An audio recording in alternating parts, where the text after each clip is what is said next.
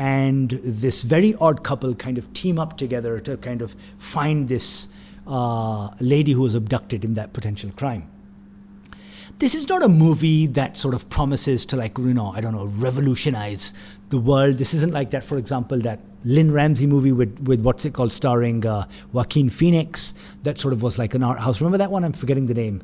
Where he plays that former, I think, is he a former soldier, an FBI agent or something like that? But he is trying to recover a girl who's been kidnapped. It's nothing like that. This isn't a movie that, again, promises much. It's very straightforward.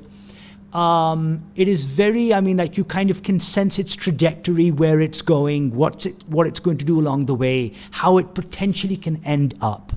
But I think in that there is a charm. In its leads, I think this sort of stripped down, very bare production, very no frills.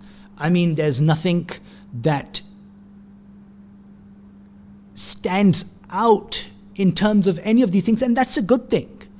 You don't always have to burn bright, to get noticed. You don't always have to, deliver like sort of world-ending threats or consequences to deliver a movie that is simply entertaining, yes, watchable, and engaging. You don't have to do all of that stuff. You can just tell a very straightforward, very by-the-numbers story, buoyed by leads that have good chemistry going on. I've always liked Jeffrey Dean Morgan.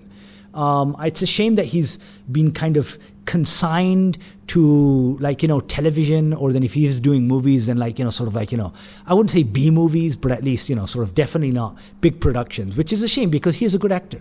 And Jack Quaid seems to be a guy, he's very irritating as Boimler on Star Trek, what's it called, Lower Decks.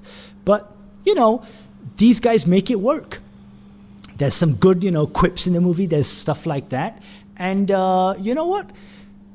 I would have watched Neighbourhood Watch any time of the day over Jurassic World Rebirth.